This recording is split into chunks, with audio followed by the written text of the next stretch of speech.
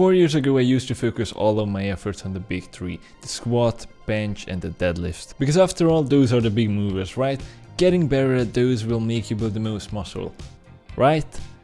Wrong. My physique looked like complete shit, and to this very day I'm still trying to balance out the imbalances that I got from training that way. But so many people fall into this mistake of centering their entire training around the big three.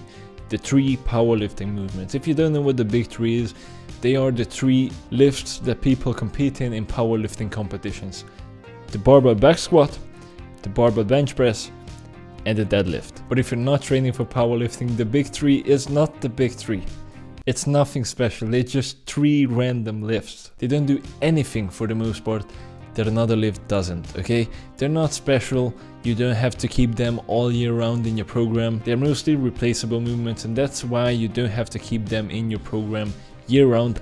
I don't do that either. Of the big three, I don't even keep two in my program year round. There is only one lift from the big three that I keep in my program year round, and there is the bench press. And the reason why is because it's actually a good movement and because I really enjoy it and I want to get better at it. But even that I don't do every single week, and I don't center my entire training around that. I have it programmed only once a week at the same slot as a dip, which means that when it comes to that exercise I can either choose to do a bench press or dips, and that's why I don't even do the bench press on every single week. Sometimes I don't do it for an entire week because I only do the dips. Then there's the barbell back squat, which is just a simple quad exercise for me. I keep it in my program for a couple of months, then I switch it out for another movement that does pretty much the same thing. And then there's a deadlift.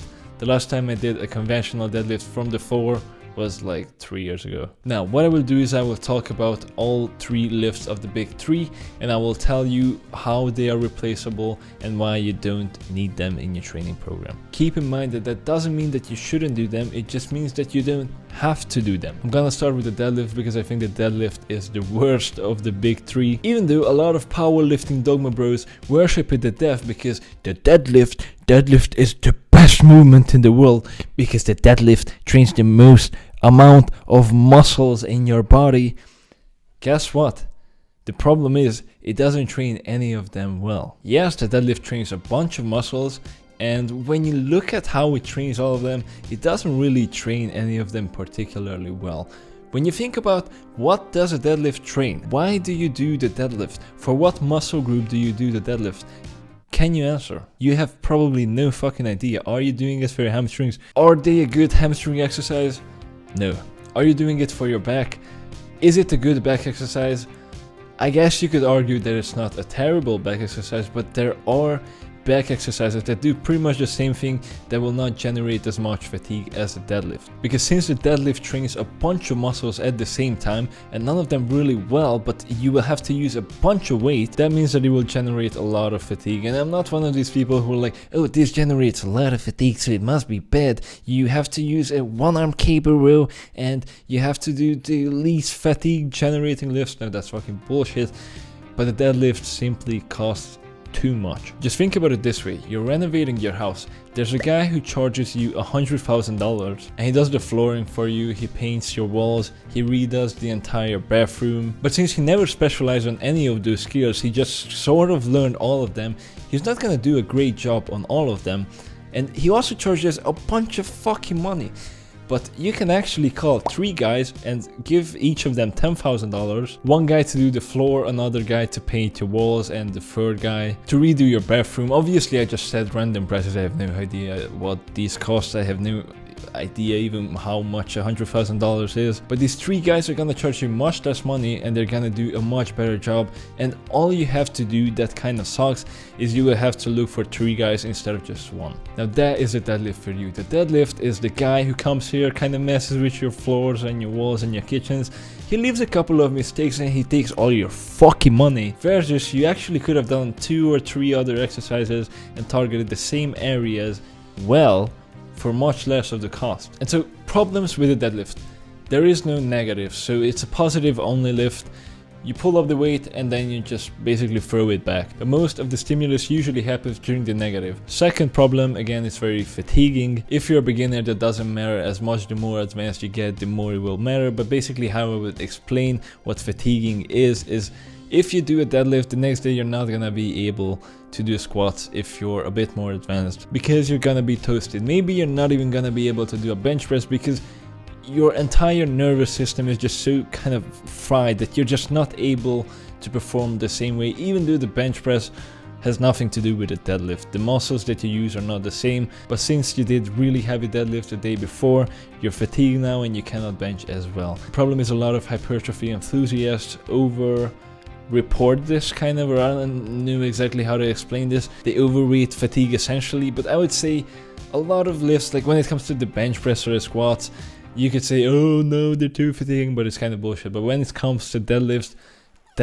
is actually a pretty fatiguing lift. And another problem is when you look at the deadlift, it doesn't really give a good stretch to any of your muscles, which is not the only thing obviously that matters, but it does matter a lot. The only muscle group that I would say the deadlift trains excellently is your upper back, because it puts a lot of weight on it and it stretches it, and that is really beneficial for your traps especially. But you can also achieve that with other exercises that don't fatigue your entire body as much as the deadlift. Now, an exercise that you can switch the deadlift out to, which is superior to the deadlift in literally every single way, is the Romanian deadlift. The Romanian deadlift does have a negative. The Romanian deadlift will not have you use that much weight, but it will still make you use a bunch of weight.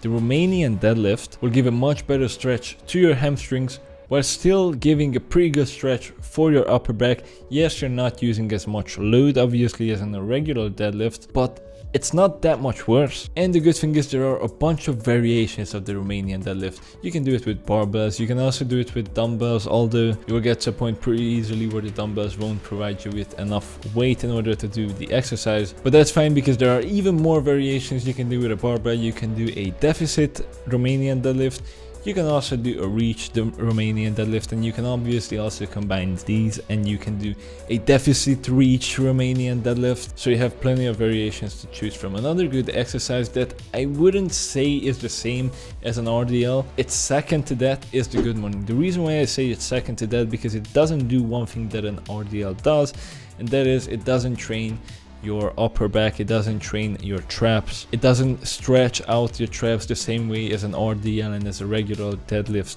does.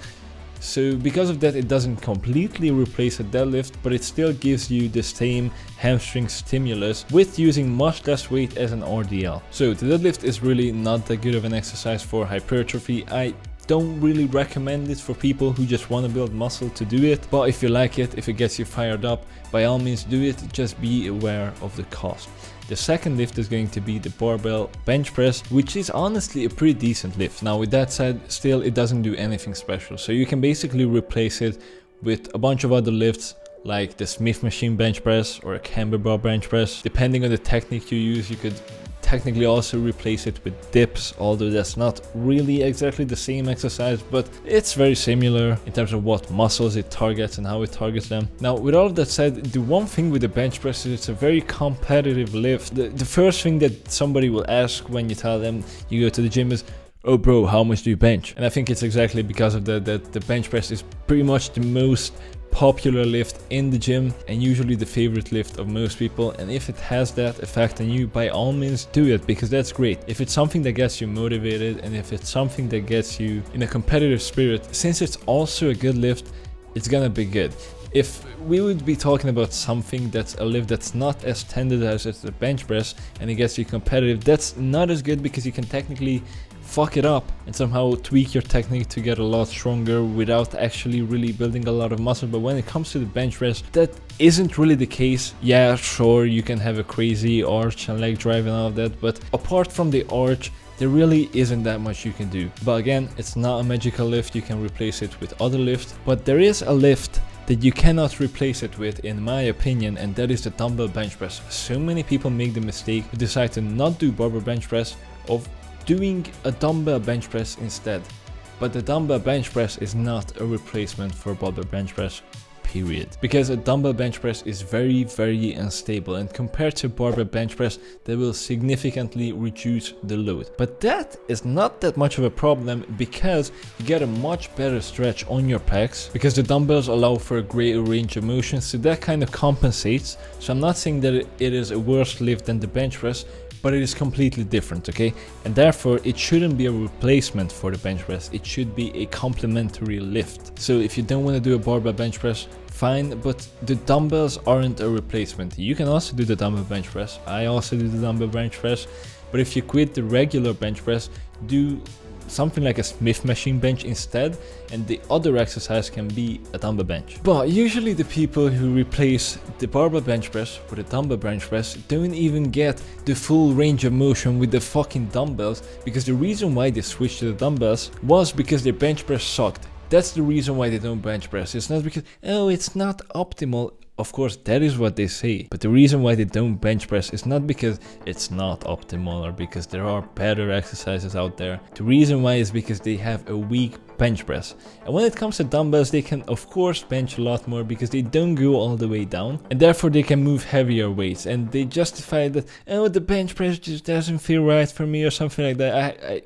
I had a friend like that who was like, I don't barbell bench press because I can dumbbell bench way more than the barbell bench somehow. That should never happen, okay? If your dumbbell bench is more than your barbell bench in total weight, you're fucking up. No matter what you're doing, you're fucking up, period. Your dumbbell bench, if you do it correctly, is never ever fucking going to be better than your barbell bench. You should be using greater range of motion than on the barbell bench press, and that, coupled with the fact that it's more unstable, is going to reduce your weight significantly. And the only way to counter that and to use more weight on a dumbbell bench press than on a regular bench press is to not even use as much range of motion as on a normal bench press. And with that said, congratulations, you stopped doing a movement that was excellent and switched it out for a movement that is way worse. It could have been equal if you would have went down all the way, but no.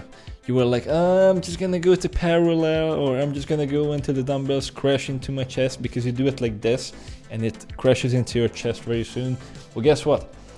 Turn the dumbbells out a little bit and then they will not crash into your chest and you can go much deeper. The last movement that I'm gonna talk about is the squat, and of the big three, this is probably the best movement. Now still, the barbell back squat itself is completely replaceable, but the squat isn't, okay? Squatting is not replaceable in my opinion. Now that doesn't mean barbell squatting again. You can replace a barbell back squat. You can do a front squat, you can do a belt squat, although that's not a complete replacement, but we'll get back onto that in a second. But you cannot replace the movement pattern in general. You cannot just completely take out any sort of squatting from your program and just do like some shit like leg press instead. So first of all, the barbell back squat. The barbell back squat can actually be an excellent exercise, but the technique that powerlifters use is usually complete trash when it comes to training your quads. When it comes to training your glutes, it's a little bit different, but if your primary goal with squats is to get bigger quads, that technique won't do you any justice. But you can tweak the barbell back squat in order to get a lot more quad stimulus from it. What you will have to do is, first of all, stop doing low bar. Do a high bar squat instead. Use heel elevation, because that will let you stay more upright and therefore push more from your quads. And actively focus on your technique and start with pushing your knees forward. Of course, not completely forward. They have to be a little bit to the side and also forward at the same time. So your knees shouldn't be like this. They should be like this. And throughout doing the movement, you should focus on that and also on staying as upright as you can. But you can also say, fuck it, I don't like that, I want to replace it. I got you. You can do front squats. You can do SSB squats. The front squats are automatically gonna be pretty quad biased when it comes to the SSB squats. I would much rather have you use heel elevation, because in and of itself it is not quad biased enough, in my opinion. Then we have a belt squat. When it comes to your quads, it can be a complete replacement. The belt squat is fucking amazing for quads. It isn't a complete replacement to regular squats though, because it doesn't involve your lower back and just in general your core. You won't really have to brace when it comes to the belt squats. It really only trains your lower body, unlike a normal barbell squat. And then at last, the hack squat. I would honestly much rather have a hack squat as a complementary movement to some normal squat, but a hack squat is still amazing and it definitely can replace a normal squat. It won't replace the movement pattern completely, obviously, but when it comes to your quad development, are your gains going to slow down when you switch out a barbell back squat? to a hack squat? Chances are no. Chances are they might even get faster. So is that a good replacement? Yeah, fuck yeah. So there's nothing special about the big three. They can all be replaced with at least equally good lifts or even better lifts. So you don't have to keep them in your program year round. Click here to watch this video next.